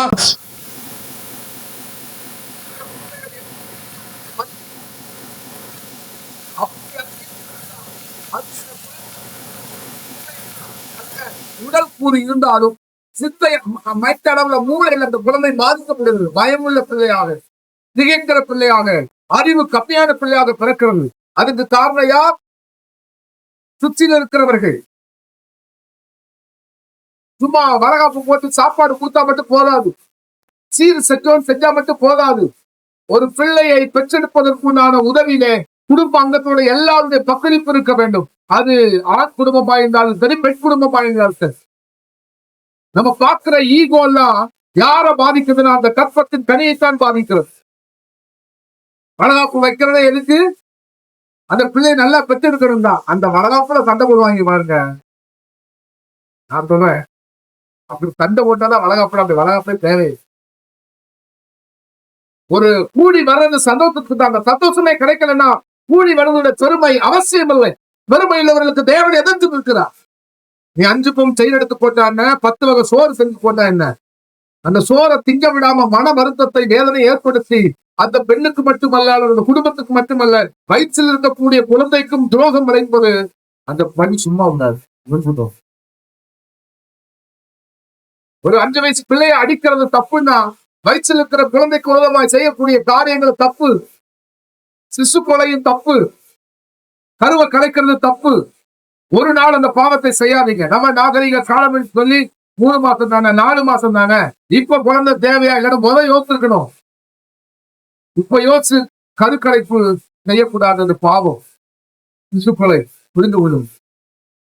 அவை மாதமா இருக்கும்போது திட்டுறது, சத்தம் போடுறது, அடிக்கிறது இதெல்லாம் இருக்கக்கூடாது. நல்ல வார்த்தைகளை கேட்குங்க, நல்ல காரியங்கள் சொல்லுங்க. யூத குழந்தைகள் ஏன் ஆசீர்வாதமா இருக்கிறார்கள்? யூத நாடு ஏன் ஆசீர்வாதமா இருக்கிறது அப்படின்னா, மாசமா இருக்கும் போதே இந்த ரவிமார்கள் கொடுத்த வேதத்தை வாசிப்பாங்களா, கேட்பாங்களா? கஷ்டமான கணக்கு எல்லாம் போட்டு பார்ப்பாங்களா வீட்டுல உட்கார்ந்து? ஏன் அந்த பிள்ளைக்கு மூளை வளர்ச்சி நல்லா இருக்கணும், மன வளர்ச்சி நல்லா இருக்கணும் அப்படிங்கிறதுக்காக செய்வாங்களா? ஏன் 7ஆம் மாசம் வளகாப்பு போடுறாங்க? 5ஆம் மாசம் போடக்கூடாதா? 4ஆம் மாசம் போடக்கூடாதா? ஏன் 7வது மாத நிறைவுல வளகாப்பு போடுறாங்க? அதுவேளை சடங்குன்னு ஒரு பக்கம் சொன்னால், இந்த பக்கம் 7 மாதத்துல அந்த குழந்தை முழுமை பெறுகிறது. அந்த முழுமை பெற்று 7 மாதத்துக்கு அப்புறம் தான் குழந்தை வளர ஆரம்பிக்கும். ஆகவேதான் அந்த நாட்களை குறித்து வளகாப்பு போடுறாங்க, அந்த காரியங்களை செய்யறாங்க. அப்புறம் இந்த வளகாப்பு போடுறது, அந்த சத்தம் குழந்தை இருக்கும், அதெல்லாம் மருத்துவ ரீதியான விஷயம், அதுக்குள்ள நான் போல. ஆனா மருத்துவ ரீதியான விஷயங்களை தாண்டி மன ரீதியான விஷயங்களில் நீங்கள் எதிர்கால சந்ததிக்கு உதவியாகத்தான் இருக்க வேண்டிய ஒரு உபத்திரமா இருந்துவிடவே கூடாது. ஆனா நன்றாய் கவனியுங்கள், இயேசு கிறிஸ்து ஊனமானவராய் பிறந்தாரா? சொல்லுங்க. இல்ல. எப்படி பிறந்தாரு? அழகுள்ள பிள்ளையா என்ன செஞ்சாரு? பிறந்தார். அப்ப என்ன அர்த்தம்? நீ என்ன வேணாலும் என்ன திட்டிக்கோ, என்ன வேணாலும் பேசிக்கோ, நான் சுமக்கிற அந்த கற்பம் நேசியா அவ காதுல வாங்கவே இல்ல. என்னதான் இயேசு கிறிஸ்து கருவா வயிற்றுல இருந்தாலும் ஒரு மனுஷிகத்துல நம்ம ஓயாம அழுதுகிட்டே இருந்தா குழந்தையாகி இயேசு, பிராக்டிக்கலா சொல்றேன், மாம்சத்துல பிறந்த இயேசு குறையோட தான் பிறந்திருப்பார். உங்க புரிதலுக்காக சொல்றேன். ஏன் நிறைவுள்ளவராய் நல்ல குழந்தையாய் பிறந்தார் சொன்னா, தாயாகிய மரியாள் தனக்கு வரக்கூடிய எதிர்கணைகளை, தனக்கு உடனே வந்தக்கூடிய எல்லா வித பொல்லாத காரியங்களை முறியடிச்சு அதை மனசுல வைக்காம, எனக்கு ஒரே நோக்கம் குழந்தையாகிய இயேசு என்ன செய்யணும்? பெற்றெடுக்கணும். அவ்வளவுதான். அதுல கவனம் செலுத்தணும். இதுல உங்களுக்கு நான் சொல்ல வர்ற செய்தி என்ன? பெற்றலே உங்களுக்கான செய்தி என்ன? உங்கள் குடும்பத்தில், உங்களுடைய வாழ்க்கையில், உங்களை சுற்றி இருக்கிற மனிதர்கள் வரக்கூடிய வார்த்தைகள், கடும் சொற்கள், அதை கேளாதிருங்க. அதுக்கு பதில் பேச நினைக்காதீங்க, பதில் செய்யணும்னு நினைக்காதீங்க, பழி வாங்கணும்னு நினைக்காதீங்க. இந்த காதல வாங்கி அந்த காதல விட்டுருங்க. உங்க நோக்கம் உங்க குடும்பத்தை பாதுகாக்கணும். உங்க குடும்பத்தை இயேசுக்குள்ள நடத்தணும். உங்க பிள்ளைங்க வழி தவறி போயிடக்கூடாது. உங்க கணவன் சரியா இருக்கணும். உங்க பிள்ளைங்க சரியா இருக்கணும். எதிர்கால சந்ததி நல்லா இருக்கணும். அந்த கவனத்தை அதுல செலுத்துங்க. அவங்க என்ன சொன்னாங்க, இவங்க என்ன சொன்னாங்க அப்படின்னு நீங்க கேட்க ஆரம்பிச்சீங்கன்னா கேட்டுக்கொண்டேதான் இருக்கணும். உங்க பிள்ளைகளை கவனிக்க முடியாது. எத்தனை பேர் பக்கத்துல இருக்கவங்க சொன்னாங்கன்னு கேட்டு நொந்து போய் அழுது பிள்ளைக்கு தோல் கொடுக்காம பிள்ளைய கவனிக்காம ஸ்கூலுக்கு போச்ச வந்து தெரியாம எத்தனை பேர் இருக்கிறோம். அவங்க சொல்லிட்டு அவங்க போய் தூக்கிடுவாங்க. கேட்ட நம்ம தான் பதறிட்டு இருப்போம். இல்லை, ஒரு நல்ல கிறிஸ்தவங்களுக்கு அழகு, ஒரு ஆரோக்கியமான கிறிஸ்தவங்க என்ன வேணாலும் பேசிப்போ. பைபிள் சொல்லப்பட்டு சவுலை பத்தி பேசுறாங்க. அவன் காது கேளாதவன் போல போனா. சங்கீதத்தை இருக்கு. தாவீது என்ன தெரியுமா பண்ணாரா? தனக்கு உலகமா பேசுற போது செவிடனை போல இருந்தார். எப்படி இருந்தாரா? பக்கத்தை கையை பிடிச்சுருங்க. செவிடாயுங்க, செவிடாயும் வழியே இல்லை, செவிடாயும். நாம என்ன பண்ண தெரியுமா? மறுபடியும் ஞாபகப்படுத்துற உள்டா டச்சுல வந்து செவிடாயிரும். இந்த வாரம் என்ன பிரசங்கம் பண்ணாரு? அண்ணன் இன்னைக்கு காலையில பிரசங்கம் கேட்டா எத்தனை பேர் சொல்லுவீங்க? எனக்கு நேரம் இல்லை, அதெல்லாம் கேட்டுருவேன். ஏன் காதுக்குள்ள போக மாட்டீங்க? இன்னைக்கு காலையில பண்ண பிரசங்க காதுக்குள்ள வசனம் போல 4 வருஷத்துக்கு முன்னாடி மாமியார் சொன்ன வார்த்தை மட்டும் மனசுல இருக்கு. வேட்டி எடுத்து வைங்களேன். உங்க மாமியார் என்ன சொன்னாங்க? 4 வருஷத்துக்கு முன்னாடி இந்த மணி நேரத்துல 7:30 மணிக்கு என் மாமியார் சொல்லிச்சா அவட சும்மா இடமாட்டேன், அதுதான் கால் விழுந்து கிடக்கா தெரியுமா அப்படிங்க கூடாது. என்ன குரோதமா எழுப்படா, மாமியார் செத்தே போயிட்டா. அந்த மாதிரி 80 வயசு செத்தது தெரியும். நம்ம ஆவங்க பாருங்க, 80 வயசு செத்தாலும் விட மாட்டோம். செத்தவங்களை குழந்தை கூட திட்டுவோம், நம்ம விட மாட்டோம். அவ்வளவு கோவம் வரும். எப்படி மாறி தெரிஞ்சா? அங்க செவிடனா இருக்க, இங்க செவி கொடுத்து வசனத்தை எடுத்தீங்க. வசனத்தை செவி கொடுத்து கேட்டு உள்ள வசனம் போச்சுன்னா வெளியில வசனம் தான் வரும். நீங்க வசனத்துக்கு செவியை அடைச்சிட்டு வெளியில போய் மனுஷ வார்த்தைகள், அழியக்கூடிய வார்த்தைகளை, கெட்ட வார்த்தைகளை, தீமையான வார்த்தைகளை கேட்க ஆரம்பிச்சீங்கன்னா உங்க உள்ளத்தை கெட்டதா இருக்கு. என்னன்னு சொல்லிடுறேன், சொல்லும் போதே சொல்லிடுறேன், கெட்ட வார்த்தை வாயிலிருந்து வரக்கூடாது. இன்றைக்கே ஜோமனிடம் இங்கிட்டு வாக்கிட்டு வந்துட்டாங்க போல. அதான் ஆதங்க சோத்திரம். கெட்ட வார்த்தை வாயில என்ன செய்யக்கூடாது, வரக்கூடாது. சகோதரர்களே, முக்கியமா சகோதரர்களுக்கு சொல்றேன், கெட்ட வார்த்தை வாயிலிருந்து வரக்கூடாது. வீட்டுல நல்லபடியா வெளியே போகும்போது கெட்ட வார்த்தை பேசுற பலத்தை இருக்கக்கூடாது. கிறிஸ்தவனுக்காக நல்ல கெட்ட வார்த்தை வரக்கூடாது, பேசக்கூடாது. அதனால மரியாள் அவள் உங்களை போல சென்றா. இப்ப உங்களுக்கு எல்லாம் கேட்ட ஒவ்வொரு பிரச்சனையும் சொல்லுவீங்க. நான் கேட்கிறேன், மரியாள் சந்திச்ச பிரச்சனை யாராவது சந்திச்சீங்களா? இல்ல. அப்ப அவள் கடந்து போகாத, நீங்கள் கடந்து போகாத ஒரு பாதை அவள் நடத்துதுங்கிறார். அந்த பாதையிலே ஒரு பெண்மணியால வெற்றியா கடக்க முடியும்னா, பெண்ணுக்கு அன்னைக்கு மதிப்பு கொடுக்காத காலம். இன்னைக்காவது பெண்களுக்கு சுயமரியாதை இருக்கிறது, பெமினிசம் இருக்கிறது, பெண்கள் ஐக்கியம்லாம் இருந்துட்டு அமைப்பெல்லாம் இருக்கு, உங்களுக்காக சட்டமெல்லாம் இருக்கிறது. அன்னைக்கு எந்த இதுவும் கிடையாது. பெண்களுக்கான ஒரு உயர்வுக்குண்டான எந்த இதுவும் இல்லாத அந்த காலத்தில் கூட ஒரு பெண்ணா நின்று தான் சுமக்கிற கற்பத்தில் மட்டும் கவனம் செலுத்தினார், இயேசுவில் மட்டும் கவனம் செலுத்தினார். நீங்களும் ஆண்டவராக இயேசு கிறிஸ்துவில் மட்டும் கவனம் செலுத்துங்கள். ஆராதனையில் கவனம் செலுத்துங்கள். உங்கள் சபையில் கவனத்தை செலுத்துங்கள். கர்த்தருடைய ஊழியத்தில் கவனத்தை செலுத்துங்கள். ஓட்டத்தை துவக்கிறவர் முடிக்கிறவருமாகிய சொல்லிக் கொடுங்க. இயேசுவை நோக்கி, இயேசுவை நோக்கி உங்களுக்கு நியமித்த அந்த ஓட்டத்தில் ஓடுங்கள், வெற்றி பெறும். நாம நடையிலையா மற்றவங்கள பார்க்காங்க. இந்த நான் சொன்னதை திரும்ப வீட்டை போய் பெண்களை அன்பா கேட்கணும். வீட்டை போய் நோக்கி பாருங்க. பெண்ணுக்கு மாசமா இருக்கும்போது இப்படி மாசமா இருந்தா என்ன பிரச்சனை வந்து யோசிங்க. உடம்பு அவ்வளவா அப்பா அம்மா இப்படி பாதையை கடந்து போயிருக்கா. அப்ப அந்த அம்மா அந்த பாதையை கடக்குதான். நாட்டுடைய பிள்ளை, எனக்கு அபிஷேகம் இருக்கிறது, எனக்கு சபை இருக்கிறது, நான் எந்த அளவுக்கு கடந்து போவேன்னு உங்களுக்கான வாழ்க்கை பாதையை யார் என்ன கண்டுக்காம கடந்து போகிறேன். நாம அலையலூயா, அலையலூயா. 4 காரியத்தை 3 காரியம் சொல்லிட்டேன், ஒரே ஒரு காரியத்தை முடிக்க போறேன். சரியா? அடுத்த ஆண்கள் போறேன். யோசேப்பு யாரு? யோசேப். யோசேப்ப மத்தேயு 1 அறிமுகப்படுத்தும் போது எப்படி அறிமுகப்படுத்திருக்குது? மரியாளுடைய புருஷனாகி யோசேப்பு. இப்ப யாராவது சகோதரர் அப்படி அறிமுகப்படுத்தினா எப்படி இருக்கும்? கோபம் பழியா வரும். அப்படிதானே? பெண்களை முன்னிலைப்படுத்தி இன்னாருடைய வீட்டுக்காரு அப்படின்னு சொன்னா கோபம் வந்துடும். பைபிள் பரிசுத்த ஆவியானவர் எழுதியிருக்கிறாரு, மரியாளுடைய புருஷனாகிய யோசேப்புன்னு அறிமுகமே அவனுக்கு அப்படித்தான். யோசேப்புக்கு இன்னொன்னு சொல்லி நான் முடிக்க போறேன், நேரம் இல்லை. பேசுறதா ரொம்ப நேரம் பேசலாம். சுருக்கமா சொல்லிடுறேன், நல்ல கவனிங்க. இந்த ஆண்களுக்கு சார் இந்த கல்யாணம் பிடிக்கல, வருஷம் தான் போட்டு. இப்போ ஒரு செய்தி கேள்விப்படுறா, எப்படி கட்டிக்க போற பிள்ளை வந்து மாசமா இருக்கா அப்படின்னு செய்தி காதுல வந்து இவன் வீட்டை உட்காந்து யோசிக்கிறான். ரகசியமாய் தள்ளில சொல்லுங்க, யோசனையா இருந்தாங்க.